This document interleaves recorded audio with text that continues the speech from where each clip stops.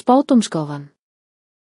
Hér, í 14 kafla, verið að tala spádómsgjöfina. Í 14 versinu segir, keppið eftir kærleikanum. Sækist eftir gáfum andans, en engum eftir spádómsgáfu, það betra að spá. Og í versi 3 í 14 kafla segir, en spámaðurinn talar til manna, þeim til uppbyggingar, áminningar og huggunar spádómsgjöfin, sem sögð vera hinn mesta gjöf, hinn æðsta gjöf. Allar hinnar gjafirnar eru mikilvægar, ómissandi í kirkjunni og hjá trúuðum, en spádómsgjöfin samt meiri. Við spádómur það að heilagur andi, já, Guð, gefur manni þessa gjöf. Drottinn gefur mörgum okkar spádómsgjöfina. Þannig hefur hann gefið okkur spádómsgjöfina. Hvað gerist síðan þegar einhver kemur í fyrsta sinn hingað í kirkjuna? Ég legg hendur yfir manneskjuna og bið fyrir henni. Þá byrjar heilagur andi að tala fyrir munn minn. Hann notar munn minn, tungu mína til að tala, og hann byrjar að tala og segja viðkomandi hluti. Það sem sagt kemur hvorki úr hugsunum mínum né hjarta, heldur eru orðin lögð í munn mér og koma þannig út. Stundum, þegar orðin koma af vörum mínum, tek ég þau upp í hugan til að vinna úr þeim og muna nákvæmlega hvað verið að segja við manneskjuna. Þetta spádómur. Þá segir Guð til dæmis við manneskju, þú ert mjög hrygg eða þú hefur verið veik eða þú ert með dauðasjúkdóm, en ég mun lækna þig, eða, þú munt gera viðskipti, fara í ferð, kaupa eða selja, en gerðu ekki þessi viðskipti við þann aðila. Guð talar við manneskjuna það sem hann vill, eftir því hvaða vanda hún að ganga í gegnum. Þetta spádómsgjöfin, spádómurinn, Guð talar í því augnabliki. Svona birtist spádómsgjöfin. Hér erum við að tala andlegu gjafirnar og birtingar þeirra, hvernig þær koma fram. Spádómsgjöfin allt annað en embætti spámannsins í Nýja testamentinu, spámanns fagnaðarerindis Krists. En verkið, eða hvernig Guð notar spámannin, líkist þó að nokkru leyti spámönnum fornritana. Guð getur opinberað þessum spámanni eitthvað hvenær sem Hann opinberar hlutina þegar spámaðurinn biður fyrir einhverjum. Þá talar Guð við hann viðkomandi.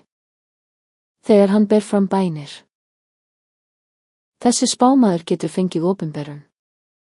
Eða einhver kemur og segir, vinsamlega, ég ætla í viðskipti, ég kvíðinn, á morgun fer ég í mjög viðkvæma aðgerð, hún stórhættuleg, ég hrædd, þá getur spámaðurinn eða spákonan, ef Guð vill, fengið opinberun á stundinni og talað, ekki hafa áhyggjur, á morgun mun ganga vel í aðgerðinni. Farðu í friði, Guð verður með þér. Hvað gerir Guð? Hann styður þessi orð og þau rætast, án þess að spámaðurinn þurfi að leggja hendur yfir og gefa spádóm. Einn talaður orðaflutningur nægir, Guð verkar. Þetta verk spámannsins og öðruvísi. Hér hjá okkur, auðvitað, eru margir bræður og systur í kirkjunni með þessa spádómsgjöf og einnig spákonur og spámenn. Það líka til staðar í kirkjunni. Þú getur uppgötvað það sjálfur. Í spádómi segir að hann þjóni til að byggja upp andlegt líf þess sem kemur. Kom til dæmis kona í fyrsta sinn, sorgmædd, grátandi og þjáð. Ég lagði hendur yfir hana og bað, og Drottinn sagði við hana, ekki hafa áhyggjur af eiginmanni þínum. Skildu ekki, hugsaðu ekki að skilja við hann, því hann elskar þig. Þegar hún heyrði þessi orð, að eiginmaðurinn elskaði hana, bráðnaði hjarta hennar. Hún ætlaði að skilja, því hún hafði uppgötvað að hann hafði ástkonu. Hún var sár og niðurbrotin, heimurinn virtist hrynja yfir hana, hún ætlaði að skilja. En hún sagði vinkonu sinni, sem úr kirkjunni, frá þessu, og vinkonan sagði, farðu í kirkjuna og biðdu spádóm, þótt hún væri ekki úr kirkjunni fór hún samt og bað spádóm. Og Drottinn, góður og miskunnsamur, vissi að maðurinn hafði tekið sér ástkonu, en sagði við hana, eiginmaðurinn þinn elskar þig, það næði. Hún fyrirgaf honum og hélt lífinu áfram með honum, og Guð virðist hafa gert kraftaverk með við að fjarlægja hina konuna úr lífi hans. Þau lifðu hamingjusum í 2 ár til viðbótar, En 2 árum síðar veiktist hann. Ég veit ekki af hverju. Og hann lést. En hún var ánægð, því hún sagði, hjónaband mitt var alla ævi. Hvaða hamingja? Þetta er spádómsgjöfin. Þetta er það sem uppbygging merkir. Konan fékk uppbyggingu. Hjarta hennar, sem var niðurbrotið, var reist við. Hún var hugguð og styrkt andlega, og jafnvel í veraldlegum skilningi, því hún hélt heimilinu áfram. Það er þetta.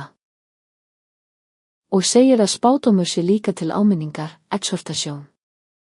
Áminning er, gerðu þetta, gerðu hitt, eins og þegar 2 ungir menn komu og fengu spádóm, og í spádómnum var sagt, þið eru þjófar, þið eru að ræna, að taka eigur fólks.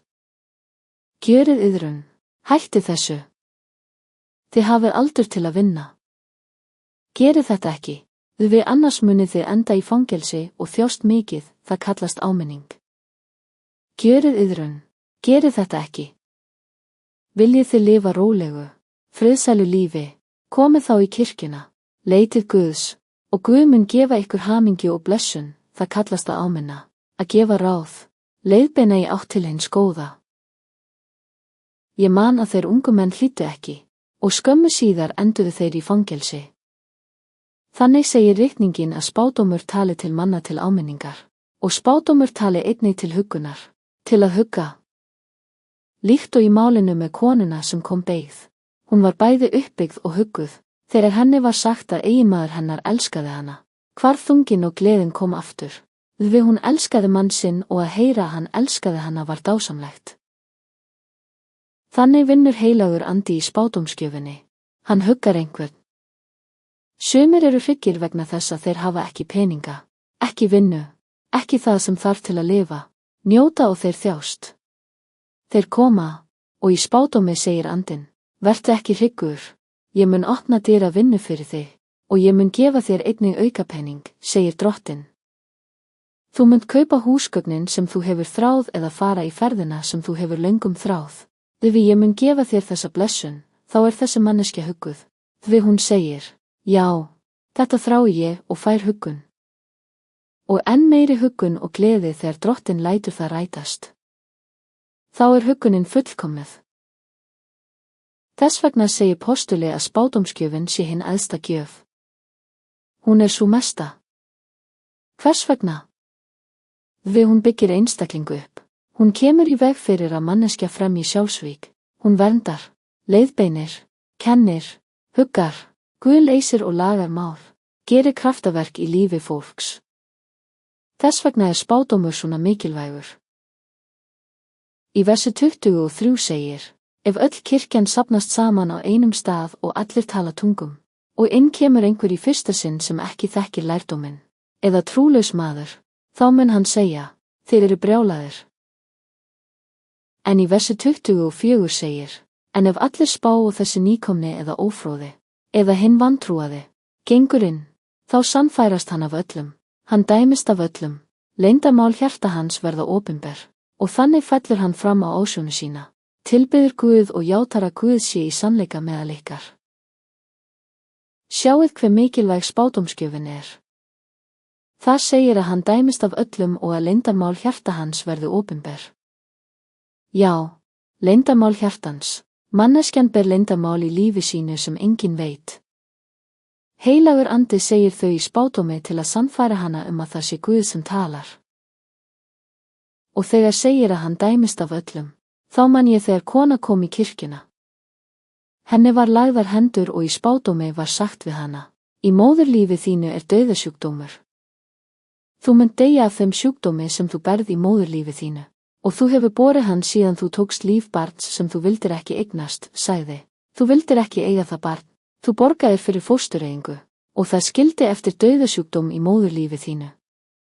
Þú munt deyja, og börnin þín verða munaðarlaus, þetta kallast að dæma.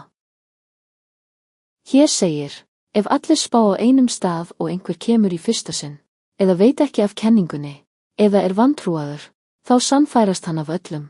Og leyndarmál hjarta hans verða opinber, þessi kona bar leynilega í hjarta sínu að hafa framið fóstureyðingu. Hún játaði síðar, ég lét framkvæma fóstureyðingu og já, Lífið var tekið af barninu, og eftir það fékk ég krabbamein.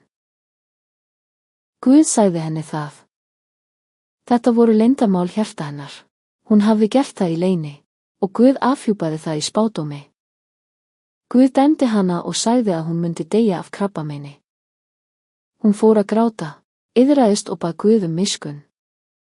Þá sagði Guð, þar sem þú hefur iðrast, mun ég lengja líf þitt. Börnin þín munu ekki verða munaðarlaus, þau munu alast upp og þú munt sjá þau verða menntuð og svo varð. Þetta er það sem átt er við. Ef allir spáu inn kemur hinn vantrúaði eða ófróði, þá sannfærast hann af öllum og dæmist af öllum, og leyndarmál hjarta hans verða opinber, og þessi manneskja fellur fram og tilbiður Guð, játandi að Guð sé með okkur, á meðal okkar. Það er þetta. Þetta eru andlegu gjafirnar og birtingar þeirra. Þetta er það sem við lifum og iðkum hér í kirkja Guðs þjónustu Jesú Krists alþjóðlega.